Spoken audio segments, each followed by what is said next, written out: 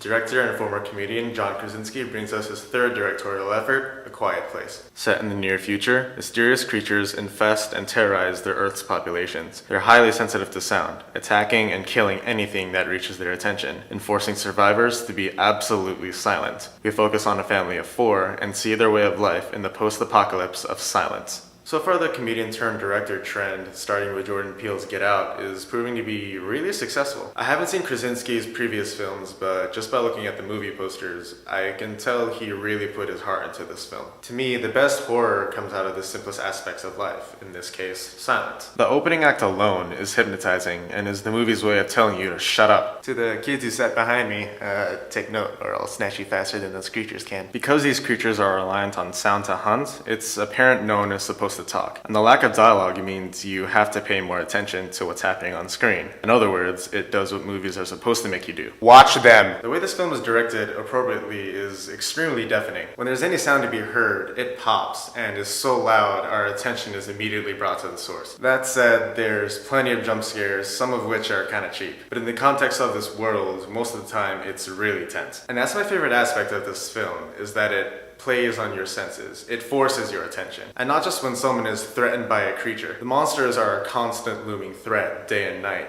forcing this family on a never-ending guard. Krasinski and Emily Blunt's performances, of course, are fantastic. Their marriage in real life translates really well on screen, and the child actors are amazing. They all really feel like a family. One of the daughters we find is deaf, and the way the sound transitions between what we can hear and what she can't is a really nice touch. And there's a scene with Emily Blunt's character that's so pitiful to watch, and she goes through so much pain. Emily Blunt really flexed her muscles in this film, and it's worth pointing out. My biggest complaint with this movie is that the monster design looks extremely average. You've definitely seen it before in this, and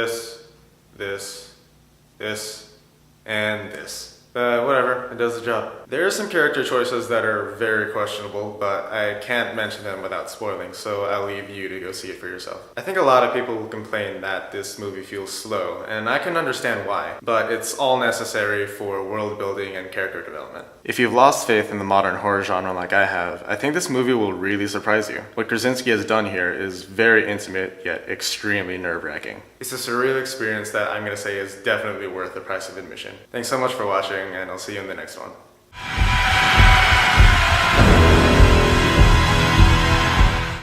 Hint hint, the next review will be Infinity War. It's not much of a hint, I'm giving you the answer.